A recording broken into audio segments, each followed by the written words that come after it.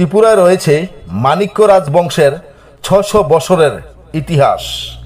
সমৃদ্ধশালী এই ইতিহাস ও ঐতিহ্য সারা বিশ্বকে জানাতে আগরতলার উজ্জয়ন্ত রাজপ্রাসাদে নবরূপে প্রতিষ্ঠা লাভ করে ত্রিপুরা রাজ্য মিউজিয়াম। প্রাসাদের সম্মুখভাগে নেতাজি সুভাষচন্দ্র বসুর ভাস্কর্য সহ মনোরম স্থাপত্য নকশা চোখ জুড়িয়ে যায়। শত বছর পূর্বে আঁকা রাজাদের ছবিতেও রয়েছে ধাঁধা। ত্রিপুরার রাজাদের সঙ্গে বিশ্বকবির গভীর সম্পর্কের কথা অনেকেরই জানা। মহারাজা বীরচন্দ্র মাণিক্য বাহাদুর প্রথম ব্যক্তি যিনি একজন অখ্যাত রবীন্দ্রনাথকে শ্রেষ্ঠ কবির স্বীকৃতি দিয়েছিলেন। পরে রবীন্দ্রনাথ 7 বার ত্রিপুরায় আসেন। রাজবাড়িতে থাকতে তার জন্য নির্মাণ করা হয় আলাদা ঘরও। জনশ্রুতি রয়েছে এই প্রাসাদের নামকরণ করেছেন রবীন্দ্রনাথ। তাই মিউজিয়ামের 20টি গ্যালারির মধ্যে আলাদা আকর্ষণ রবীন্দ্র গ্যালারি। বাইরে লোকসঙ্গীত বাজলেও প্রাসাদের ভেতর বাজে শুধু রবীন্দ্রনাথের গান। মহারাজা ঈশনচন্দ্র মাণিক্যর নাতি উপমহাদেশের প্রখ্যাত সঙ্গীতজ্ঞ শচীন দেব বর্মনের চিত্রকর্মও রয়েছে জাদুঘরে। 1000 বছর আগের বিষ্ণুমূর্তি, শহরের বিখ্যাত মসজিদ, মন্দির এবং বৌদ্ধ সংস্কৃতিও ফুটিয়ে তোলা হয়েছে চিত্রের মাধ্যমে। তাছাড়া ত্রিপুরা জনগোষ্ঠীর উষ্ণ ও আর্দ্র জলবায়ু থেকে শুরু করে পুরো জীবন ব্যবস্থার পরিচয় পাওয়া যাবে জাদুঘরটিতে। প্রাসাদের দ্বিতীয় তলায় রয়েছে বীরচন্দ্র মাণিক্য বাহাদুরের প্রায় 5 ফুটের মতো লম্বা একটি ছবি। শত বছর আগেই আঁকায় এই ছবিটির সঙ্গে অন্য ছবির ফারাক হলো এটা মাল্টি ডাইমেনশন ছবি।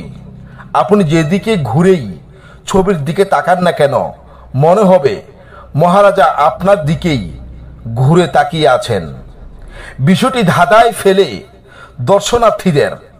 জাদুঘর সূত্রে জানায়, বীরচন্দ্র মাণিক্য বাহাদুর ত্রিপুরার প্রথম আধুনিক রাজা হিসেবে পরিচিত।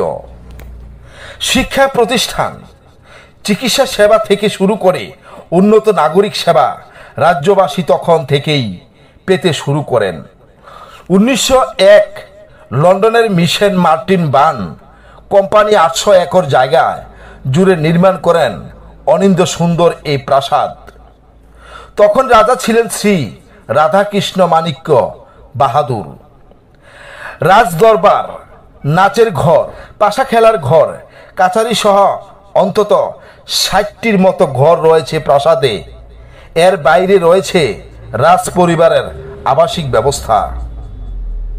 এখন থাকেন রাজমাতা সহ রাজ পরিবারের একমাত্র উত্তরাধিকারী প্রদ্যুৎ কিশোর দেববর্মা, যিনি ব্যবসার পাশাপাশি কংগ্রেসের রাজনীতিতে জড়িত। একসময় গভর্নর হাউস হিসেবে ব্যবহৃত হলেও পরে 2013 সালে রাজ্য জাদুঘরটি পোস্ট অফিস চৌমুহনী থেকে এ প্রাসাদে স্থানান্তরিত করা হয়। রাজ পরিবারের কাছ থেকে প্রাসাদটি কিনে নেন রাজ্য সরকার।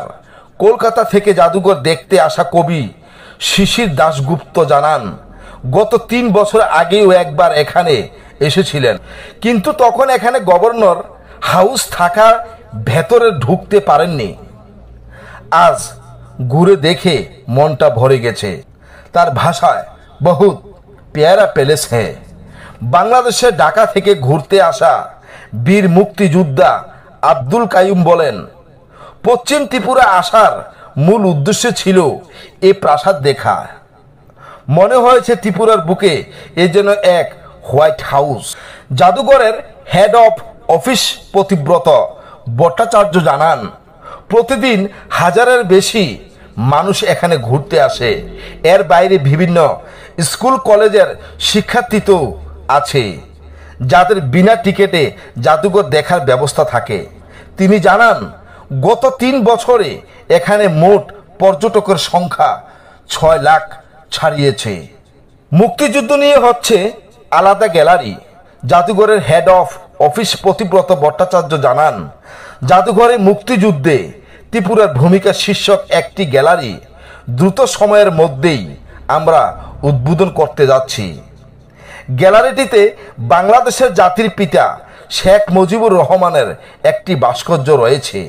তাছাড়া শতাধিক ছবির পাশাপাশি মুক্তিযুদ্ধে ব্যবহৃত ক্যামেরাও রয়েছে। এছাড়া যুদ্ধে ব্যবহৃত অস্ত্রসহ অন্যান্য জিনিস সংগ্রহেও কাজ চলছে।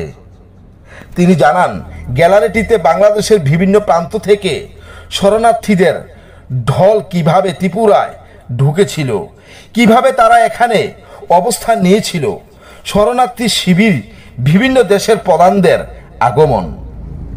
16 ডিসেম্বর আত্মসমর্পণের ঐতিহাসিক ছবিসহ নানা বিষয় তুলে ধরা হয়েছে। ছবিগুলো মূলত এখানকার প্রয়াত প্রখ্যাত সাংবাদিক, মুক্তিযুদ্ধে বন্ধু সম্মাননা প্রাপ্ত রবীন সেনগুপ্তের তোলা। মুক্তিযুদ্ধের সময় তিনি বাংলাদেশের বিভিন্ন রণাঙ্গনে ঘুরে বেরিয়েছেন এবং যুদ্ধের ছবি দেশ বিদেশে ছড়িয়ে দিয়েছেন। আপনি কিভাবে এখন জাদুঘরে যাবেন সে নিয়ে বিস্তারিত বাংলাদেশ থেকে। আখাউড়া স্থলবন্দর দিয়ে সীমান্ত পেরিয়ে অটোরিকশা কিংবা রিক্সা যুগে আপনি পৌঁছতে পারেন রাজপ্রাসাদ বা রাজ্য জাদুঘরে। উজ্জন্ত প্রাসাদ ত্রিপুরের নিয়ুংমা হল ভারতের ত্রিপুরা রাজ্যের রাজধানী আগরতলা অবস্থিত একটি জাদুঘর ও ত্রিপুরা রাজ্যের প্রাক্তন প্রাসাদ। প্রাসাদটি 1899 থেকে 1901 সালের মধ্যে মহারাজা রাধাকিশোর মাণিক্য দেব বর্মন দ্বারা নির্মিত হয়েছিল এবং এটি ইউরোপী শৈলী দ্বারা অনুপ্রাণিত বাগান দ্বারা বেষ্টিত দুটি হ্রদের তীরে অবস্থিত। 1949 সালের অক্টোবরে ভারতে ত্রিপুরার একীভূত হওয়া আগ পর্যন্ত এটি শাসক মাণিক্য রাজবংশের বাড়ি ছিল। 1972 থেকে 73 সালে ত্রিপুরা সরকার রাজ পরিবারের কাছ থেকে প্রাসাদটি 25 লাখ রুপিতে কিনেছিল এবং জুলাই 2011 পর্যন্ত রাজ্য বিধানসভার দপ্তর ছিল। উজ্জয়ন্ত প্রাসাদ এখন একটি রাজ্য জাদুঘর ও এটি প্রাথমিকভাবে উত্তর পূর্ব ভারতের বসবাসকারী সম্প্রদায়ের জীবনধারা, শিল্পকলা, সংস্কৃতি, ঐতিহ্য এবং উপযোগী কারুশিল্প প্রদর্শন করে। সাথে এখানে প্রচুর পাথরের ভাস্কর্য, মাণিক্য রাজবংশের মুদ্রা এবং কিছু অন্যান্য নিদর্শন রয়েছে। এই রাজকীয় বাড়ি, যা রাজধানী আগরতলায় অবস্থিত, একটি একক কিলোমিটার আচ্ছাদিত এলাকা 1899 থেকে 1901 সময় মহারাজা রাধাকিশোর মাণিক্য দ্বারা নির্মিত হয়েছিল। এটি 3টি উচ্চ গম্বুজ সঙ্গে একটি মিশ্র ধরনের স্থাপত্য আছে, একটি 2টি স্টোরিয়েট